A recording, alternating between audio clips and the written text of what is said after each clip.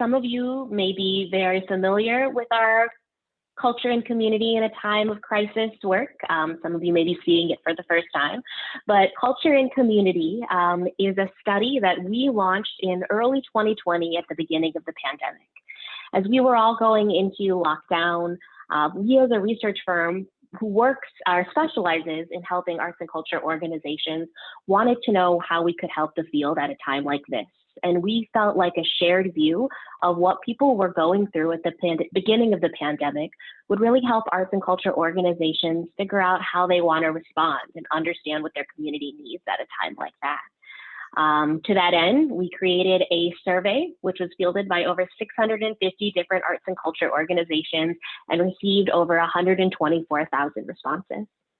We've released 2 reports as a part of this research study. One that was a bit of an overall findings report, which gave you a picture of what things looked like across the nation.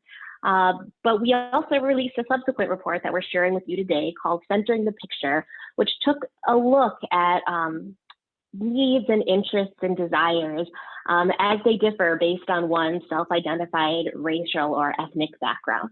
You know, our survey predated the murder of George Floyd and the renewed public interest in racial equity, but we had always had a deep intention to understand how the arts can become more relevant and meaningful for all different types of Americans. And through that, we wanted to understand how needs and interests were different among various racial and ethnic groups. Just wanted to take a moment and acknowledge some of our funders who were so generous in helping fund this research, including the Wallace Foundation, the Tara Foundation, the Penn Foundation, and IMLS. We actually received funding for Wave 1 from the Barr Foundation and have deepened our partnership with that foundation going into Wave 2, which is going to result in a deeper focus and understanding Massachusetts, both on a state level and on a regional level, to hopefully give organizations deeper insight into what their local communities need. And I'll share a little bit more about what that partnership is going to look like or has looked like near the end of the presentation. So to give you a preview of some of the things that we're going to be talking about today, as I mentioned, Jen and I just want to share sort of 4 key findings that we found most surprising or most meaningful with you. Then we'll talk about what's happening in Wave 2 of our study, as well as that deep dive in Massachusetts I keep referencing, and opening it up for a Q&A session. To let you know a little bit more about who we heard from, we partnered with 650 different arts and culture organizations to distribute the survey across the United States. You see a range of those types of organizations on that right-hand side of the graphic. But our sample actually came from 2 different sources. One being what we call a list sample, where these organizations agreed to send out this survey to a portion of their list, so we could hear from people who are engaged with the arts in a wide range of degrees. Some people sent it out to their members and subscribers. Some people sent it out to people who they had emails for via a Wi-Fi connection, so we could understand people with different relationships to the arts. But in order to make sure we heard from all types of Americans, regardless of their relationship to the arts, we also did a panel sample, so sort of like a consumer panel of 2,000 responses, which are representative of the US population as a whole, again, with the effort of understanding the needs of all Americans, not just Americans who maybe have a relationship to or close relationship to the arts. And we felt that was really important because, as you can see here, many arts organizations have a representation issue. I'm sure that's not a surprise to many of us on the call, that when you look at this organization list respondents, you'll see that many of the people that we heard from in our survey, and likely many of the people present on the list of many arts and culture organizations, tend to heavily skew white or Caucasian and be underrepresented in certain racial or ethnic groups. So what we did on our end is actually take our sample and weight it so that it'd be a little bit more representative of the US population as a whole, so we could amplify some of the voices that we didn't hear from so strongly and diminish some of the voices that we hear from too frequently in surveys like this. Jumping into the first key finding that I found to be particularly meaningful, we wanted to understand how well the arts were serving people across the United States, and if there were ways that arts and culture organizations could be made better or more relevant or more meaningful to certain types of people. And as you can see here, the data confirm that the level of interest in future change at arts and culture organizations is significantly influenced by race or ethnicity. Here was sort of an agree-disagree statement where we asked people if they hoped arts and culture organizations would change to be better in the future. And of those who selected a top 2 box agreeing strongly with that statement, you see most tend to be BIPOC community members. Asian or Pacific Islanders, Black or African American, and Hispanic or Latinx were significantly more likely to agree with this statement than white or Caucasian respondents that we heard from. And to us, that's sort of an indication that these long-standing concerns over who arts organizations are best serving in the way that they currently exist may be white or Caucasian community members. Again, white respondents were the least likely to indicate a desire for change, sort of indicating that the cultural needs and preferences of that group may already be met by organizations right now.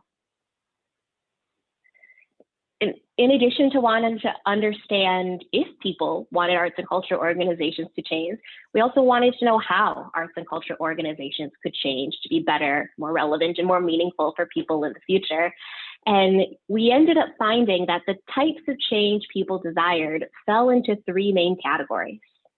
Change around being more inclusive and community-oriented. And you see that means things like supporting my local community by supporting artists, treating their employees fairly, and then being welcoming of all different types of people, more friendly, engaging young people and more diverse voices. We also saw that people really wanted arts organizations to change in a way that we categorized as providing more enjoyment by being less formal, more fun, and more child-friendly.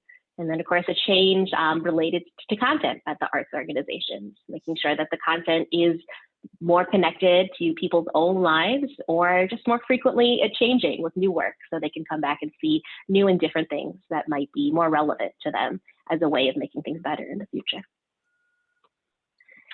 We also found among BIPOC community respondents that the desire for these types of change was higher. So as you see sort of on the left side here, a change towards a more inclusive and community-oriented space is something that was particularly important to all of our BIPOC responding individuals. Asian or Pacific Islander, Black or African American, Latin or Latinx, and Native Americans were all significantly more likely to indicate they wanted this change over white or Caucasian.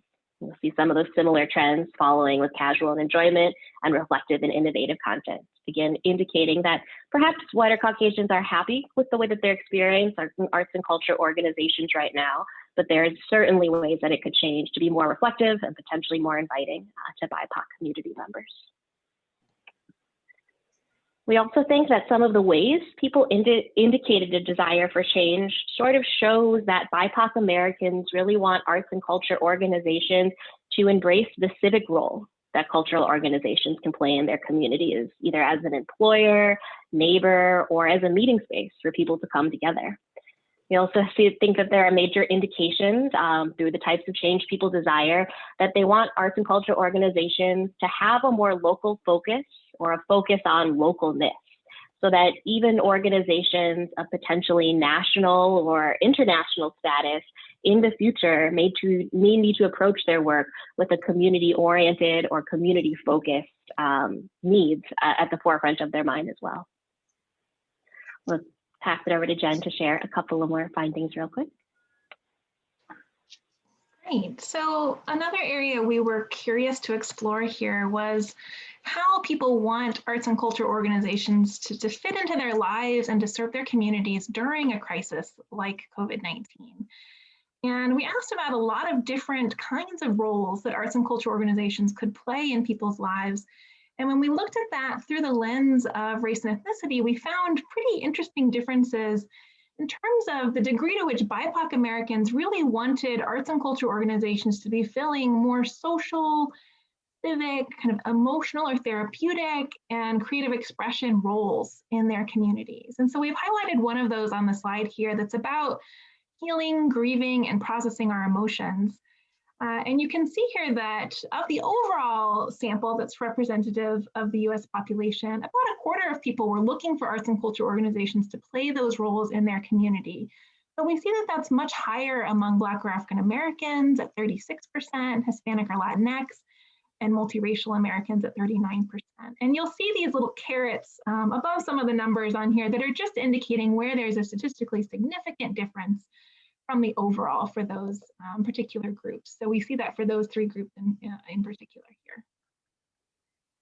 I will say that there are a few other pieces here. It's interesting because across all racial or ethnic groups, we see people really desiring arts and culture organizations to help them laugh, relax, and stay connected with people. Those were fairly universal.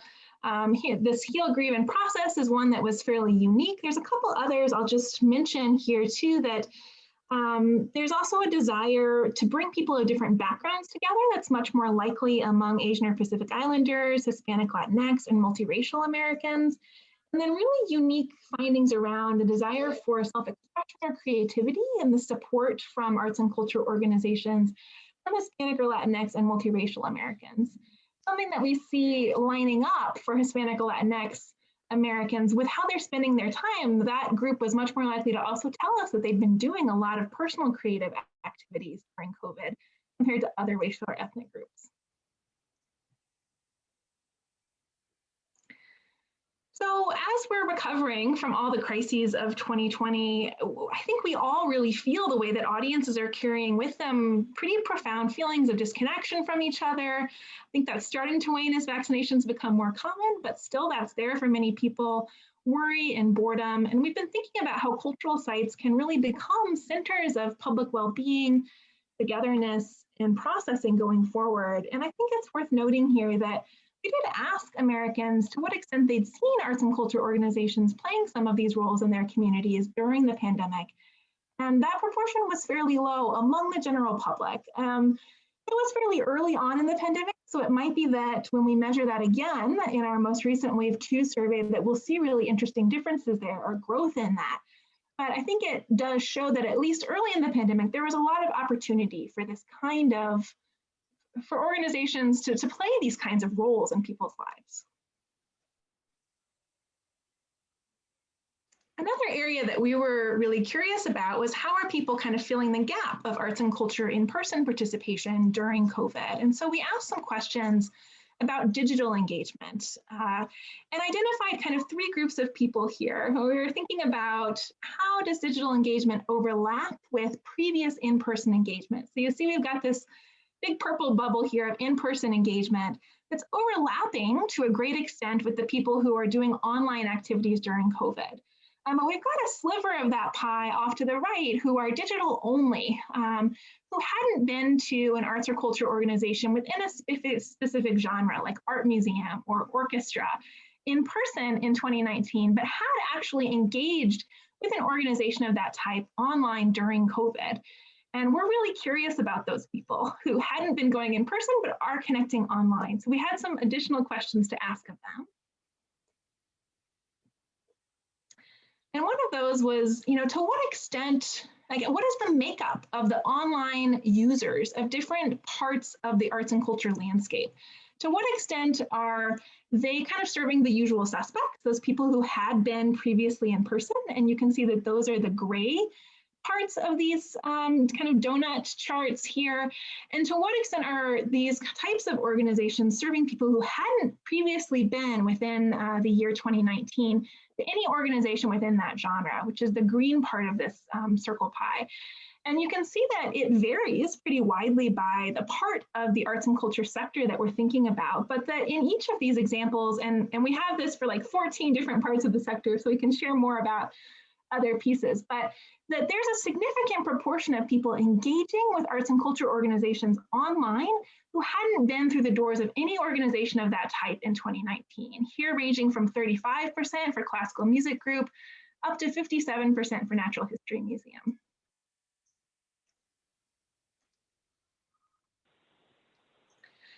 Which to us indicates the sort of an opportunity area that digital forms of culture are a gateway for engaging both with the audiences who were attending in person previously, but also with creating new connections to community members who hadn't been through the doors of arts and culture organizations going forward.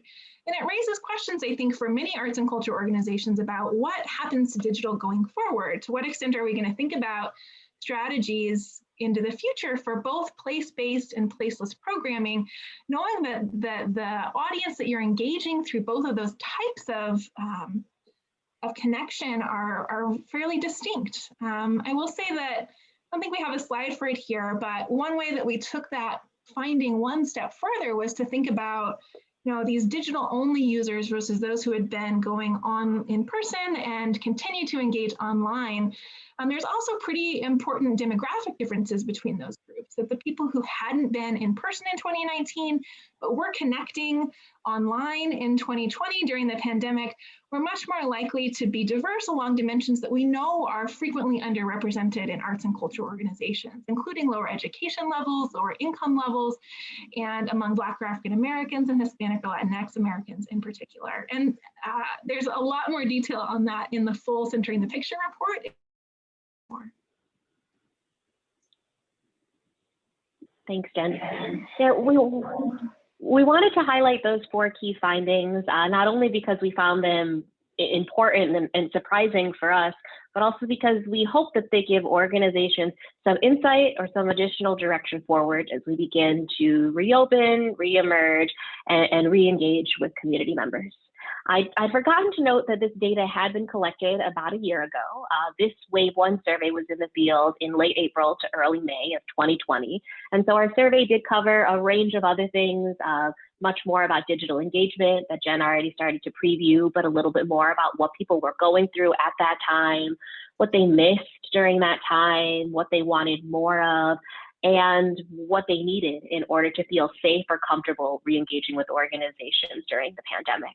We chose not to share some of that today because that felt to be a little bit more dated information than some of the insights we just presented, which we hope still are meaningful for people moving forward. That being said, we are very excited to share that Wave 2 of the survey actually just closed last week. And so we'll be continuing this study for a second year. This gives you a little bit of a preview of where we've been and where we're going. We did Wave 1, that quantitative survey, throughout 2020, and we've been doing a qualitative step and another quantitative step to build on this base of knowledge.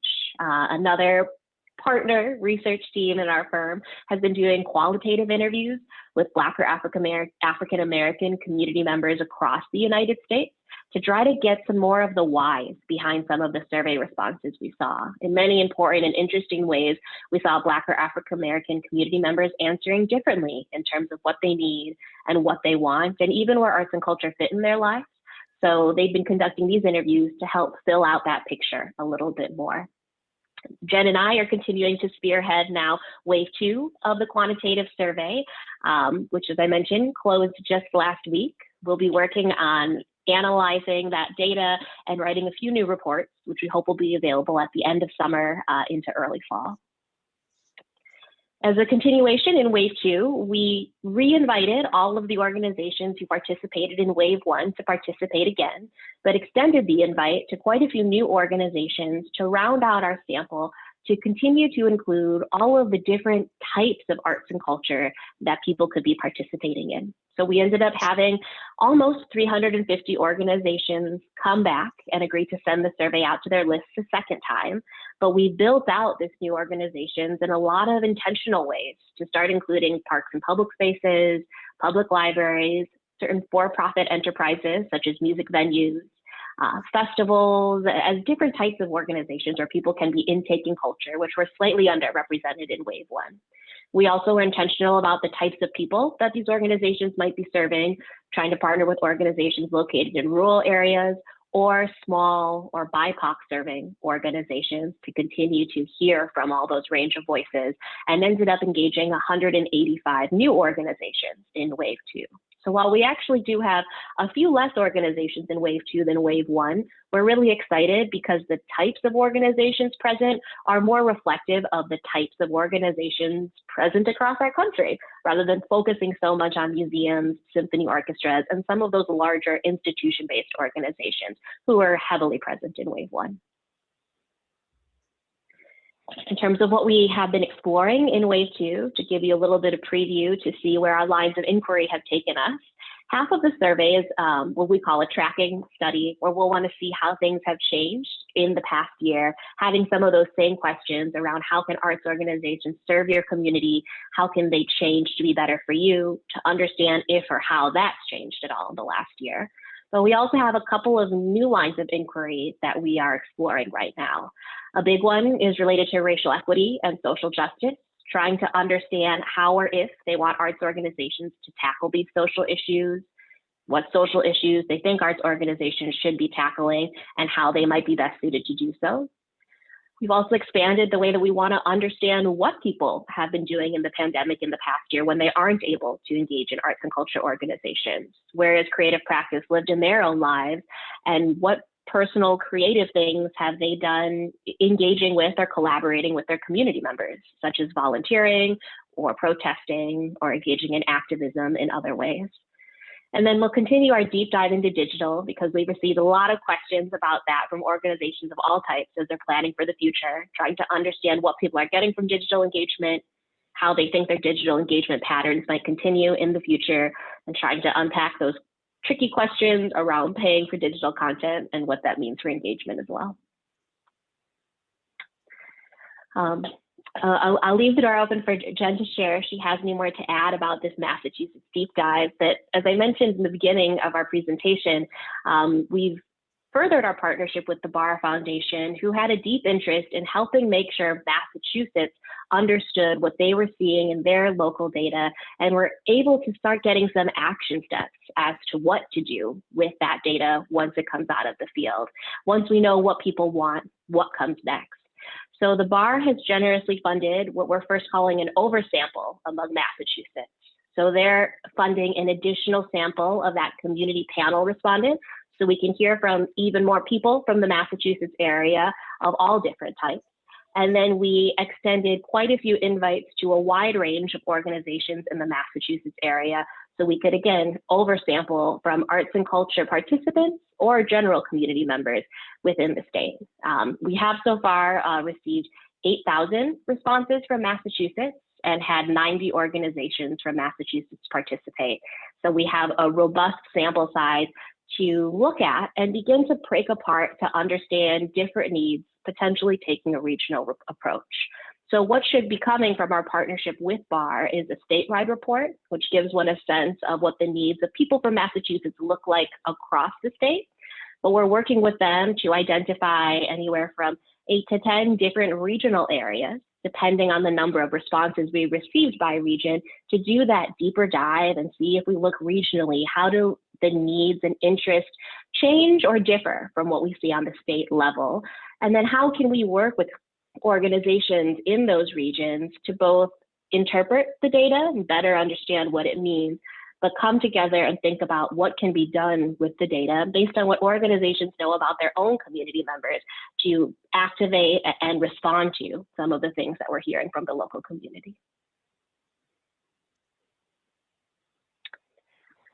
Sort of it for the presentation portion of it. Of course, we're going to take away our slides now so we can see everybody's beautiful faces again, and open it up for discussion.